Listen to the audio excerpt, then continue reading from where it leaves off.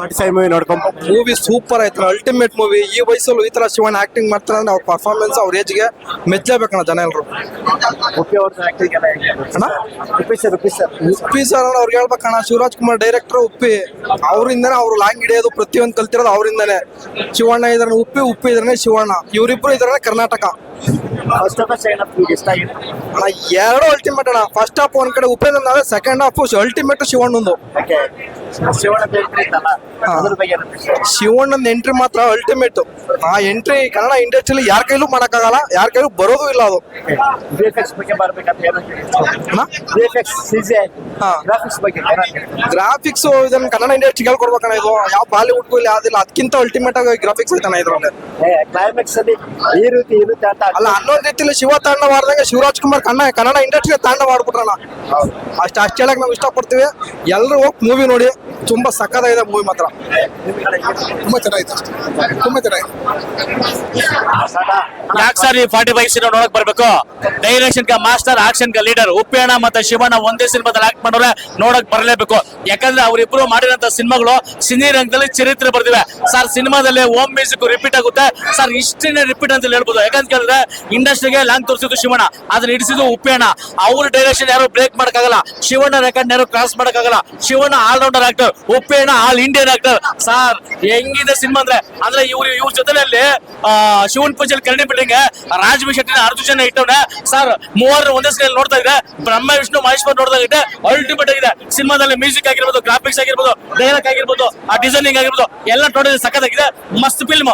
ಇಷ್ಟೆಲ್ಲ ಬರೀ ಮ್ಯೂಸಿಕ್ ಕೊಡ್ಕೊಂಡಿದ್ದ ಅರ್ಜುನ್ ಮೊದಲ ಬರೀ ಡೈರೆಕ್ಷನ್ ಮಾಡಿದ್ರೆ ಕತೆ ಕಲರ್ ಆಗಿದೆ. ಓಕೆ ಸಿನಿಮಾ ಸೂಪರ್ ಆಗಿದೆ. ಶಿವನ ಎಂಟ್ರಿ ಮಾಸ್ಗೆ ಮಾಸ್ ಸೂಪರ್ ಬಿಂದಾಸ್ ಆಗಿತ್ತು. ಆ ಒಂದು ಕಣ್ಣಲ್ಲೇ ಒಂದು ಲುಕ್ ಕೊಡ್ತಾರೆ, ಆ ಎಂಟ್ರಿನ ಮಸ್ತ್ ಆಗಿರುತ್ತೆ. ಶಿವಣ್ಣ ಬಂದ್ರೇನ ಒಂದು ಎನರ್ಜಿ, ಆ ಮೂವಿಗೆ ಆಲ್ರೆಡಿ ಎನರ್ಜಿ ಬಂದ್ಬಿಟ್ಟಿದೆ. ಈ ಸಲ ಪಕ್ಕ ಬ್ಲಾಕ್ ಬಸ್ಟರ್ ಆಗೋದಂತೂ ಪಕ್ಕ ಅದು. ಸೊ ಶಿವಣ್ಣನ ನೋಡ್ತಿದ್ರೆ ನಮಗೆ ಅದು ಮೂವಿ ಥಿಯೇಟರ್ ಕಾಣಿಸುತ್ತೆ, ಸಂಖ್ಯೆ ಬರ್ತಿರುತ್ತೆ. ಸೊ ಸೂಪರ್ ಆಗಿದೆ ಮೂವಿ.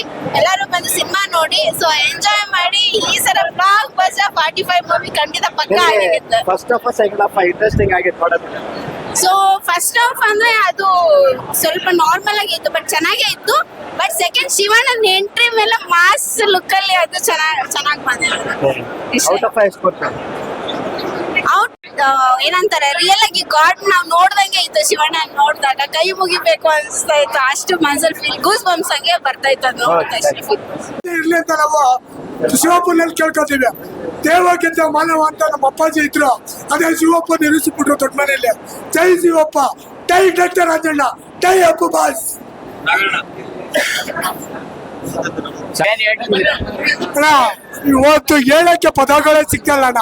ಶಿವಣ್ಣನ ಬಗ್ಗೆ ಸಾವಕ್ಕೆ ಬಂದು ಈ ತರ ಒಂದು ಪಾತ್ರ ಮಾಡಿದ್ದಾರೆ ಅಂದ್ರೆ ನಾವು ಕನ್ನಡಿಗರಲ್ಲಿ ಹೆಮ್ಮೆ ಪಡ್ಕೋತಾ ಇದ್ದೀವಿ.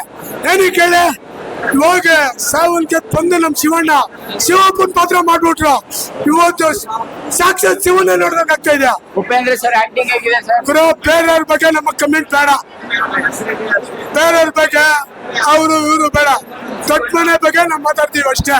ಅದೇ ಉಪೇಂದ್ರ ಸರ್ ಆಕ್ಟಿಂಗ್, ನಾವು ದೊಡ್ಡ ಮನೆ ಆಕ್ಟಿಂಗ್ ಬಿಟ್ರೆ ನಾವು ಯಾವ ಆಕ್ಟಿಂಗ್ ಒಪ್ಕೊಳ್ಳಲ್ಲ. ನಮ್ಗೆ ದೊಡ್ಡ ಮನೆಯನ್ನ ದೇವಸ್ಥಾನ, ದೊಡ್ಡ ಮನೆಯನ್ನ ನಮ್ಗೆ ಮಲೆ ಮಾದೇಶ್ವರ ಬೆಟ್ಟ.